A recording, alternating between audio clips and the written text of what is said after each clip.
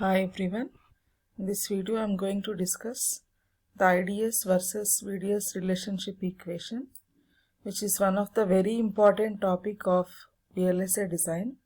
This derivation of IDS equation is the basis for understanding many other concepts in VLSI design.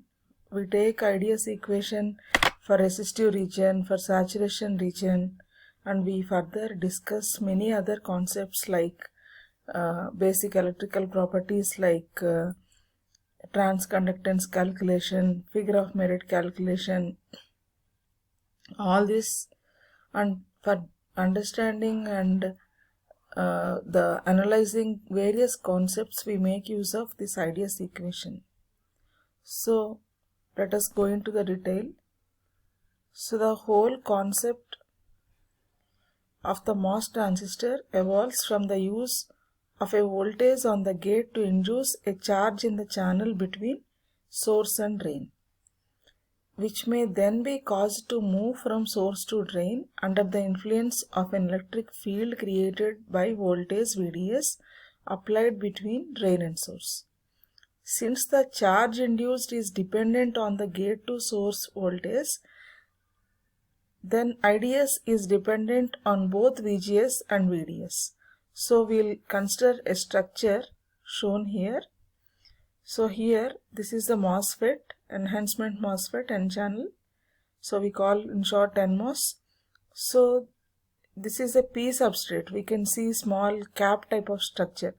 So this is a P substrate on which we form gate using polysilicon, and underneath the gate thin oxide layer of silicon dioxide is present, which acts as insulator, and this is the source and drain formed by the N plus diffusion. So in the NMOS we have P substrate and N plus source and N plus drain. Gate is made of polysilicon. Previously people used to use metal, but now polysilicon is used. So metal, oxide, semiconductor, field effect transistor.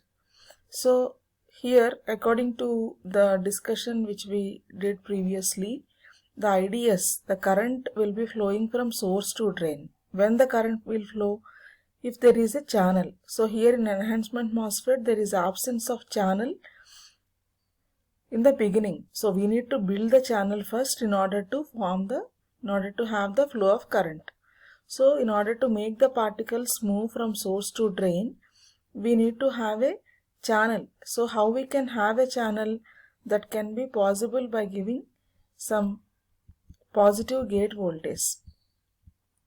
So here if we have positive gate voltage, then we can have the current. So let us go into the detail. So we know the current equation.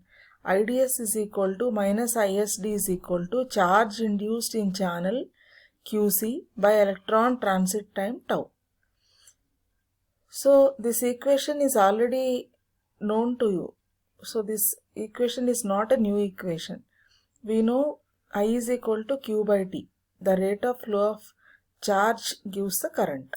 So I is equal to Q by T. Here also it is the same equation.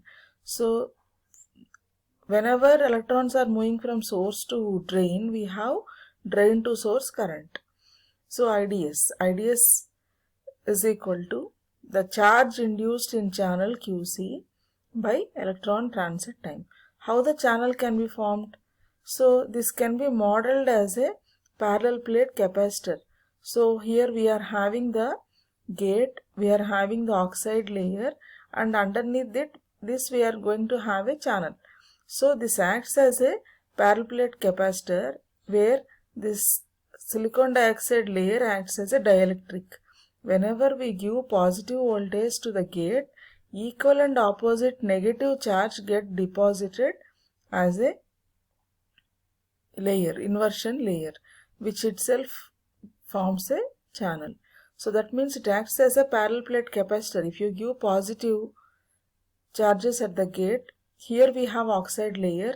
On the other parallel plate, we have equal and opposite negative charges. So in the P type of substrate, the negative charges forms the inversion layer. So that is because if we give positive charge to the gate, then it is p substrate, so like charges repel. So due to that, all the p type of materials, p type of impurities move away from this position, and due to that we are left with only immobile negative ions. We know every p type of material is having one immobile ion. Okay, only those will form a channel. Here we have the channel formation. So I is equal to Q by tau. So for this, what we need to do is, our objective is to mainly find Q, find tau, then substituting Q and tau in this equation to calculate the current. So first I am telling how to calculate tau. What is tau here? How much time it takes for the electrons to travel from source to drain. So how much time the electrons will take to move from source to drain, that depends on the length of the channel. If the length of the channel is small, it will take shorter time. If the length of the channel is large, it will take longer time, obviously. And the velocity, with how much speed they are traveling. So the transit time is dependent on the length of the channel divided by the velocity v. It is also not a new equation. We know speed is equal to distance by time. So speed is a scalar quantity. Here velocity is a vector quantity. Time is nothing but transit time here. Electrons are moving from source to drain. So SD is used. Distance is the length. They should travel L distance. This is L distance. It is W width, and D is the thickness. Here it is taken as D. I used in the derivation TOX, oxide thickness. Anything we can use. So our objective is to calculate tau first. So for calculating tau, velocity. So velocity is dependent on the mobility of the carriers. So we know each carrier in the channel is accelerated to an average velocity which is proportional to the lateral electric field. So this V is accelerated to the average electric field, that is the lateral electric field between source and drain. So V is proportional to EDS. If you remove the proportionality, we can put a constant. So that constant is mu. Mu is the mobility. So V is equal to mu EDS. So what is EDS here? It is an electric field. Electric field is in turn, it is equal to the voltage difference between drain and source divided by the channel length. So I can substitute EDS is equal to VDS by L. What is VDS? The potential difference between drain and source. L is the length of the channel. And here mu is the mobility.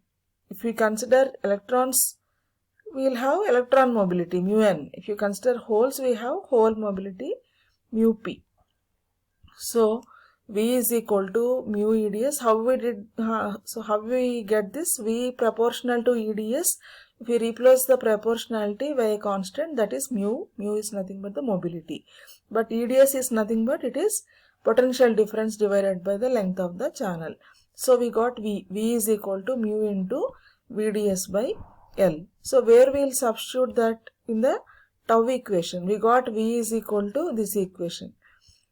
So V is equal to mu VDS by L. So already we are having L as a numerator in the tau.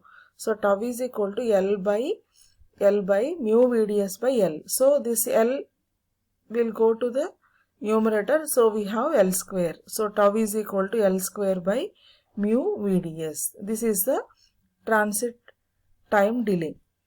Then these are the typical values for the mobilities. We know electron mobility is more when compared to that of the holes. So that's why electrons travel more faster. NMOS devices are preferred for the speed. So now our main objective is to calculate the Q. I is equal to Q by T. So T or tau is calculated. Then Q. So how we can calculate the Q? We need to consider three cases for IDS equation. They are cutoff region when VGS is less than threshold, no channel, so no current. In the other, we have the current. So Q we need to consider Q is equal to CV. So Q is nothing but channel charge. So Q is equal to Cg into VGS minus VTN. What is Cg? Capacitance of gate to channel capacitance. So that we should find out. Then we should find out VGC minus VTN. So VGC is the gate to channel voltage. VTN is the threshold voltage. So whenever we give input gate voltage, whenever it reaches the threshold voltage, after that only we can have the channel formation and conduction. So we should find out VGC. Our objective is to find VGC. Then we should subtract VTN. Then we can get this bracket term. Then we should find the CG so that we can complete this QC equation. Then we can divide by tau so that we can get the current. So what is VGC? Channel is in between source and drain. So we know channel is between source and drain. So that means VC is equal to channel voltage is nothing but source plus drain voltage by 2, because channel is between source and drain. Then small manipulation we need to do. What is that manipulation? Adding and subtracting Vs. So if we add and subtract with same quantity, nothing difference can be made, but we can bring to our convenient. So due to that, add and subtract Vs so that VGC is equal to Vg minus Vs. We got into this form Vs plus Vs minus Vs. So 2Vs by 2 is Vs. Then plus Vd minus Vs is Vds by 2. So we got in this form. So what did we get? VGC is equal to Vg minus Vs minus Vds by 2. So we got VGC. So where we will substitute this VGC? We are calculating the Q. We are in the process of calculation of Q. So Q is equal to VGC we have found. So VGC minus VTN. So VGC minus VTN is the Q. So for that, if we substitute this value, VGC minus VTN, so this is VGC, VGS minus VDS by 2 minus VTN, we get this bracket term. Then our objective is to calculate CG. What is CG? For that, we can consider gate as a parallel plate capacitor with capacitance proportional to area over thickness. If the gate has length L, width W, oxide thickness TOX or D, whatever we take, capacitance, gate capacitance CG is equal to epsilon naught epsilon INS WL by TOX. So it's also not a new equation. So CG is equal to C is equal to epsilon A by D. We know A is nothing but WL by D is nothing but here TOX. Epsilon can be treated as epsilon naught epsilon INS. What is this epsilon naught? Permittivity of free space. Epsilon INS is the relative permittivity of insulation, gate and channel. So this we can consider epsilon naught epsilon INS. These are the typical values given. And if we substitute these values, then we can get the CG. So CG is equal to epsilon naught epsilon INS WL by TOX. So epsilon naught epsilon INS TOX can be treated as C naught, because this C naught into WL, and WL is treated as 1. So that means for unit area, CG and C naught both are equal. So if we substitute that, we can get the IDS equation. So we will continue in the next video the IDS calculation by substituting these terms. Thank you.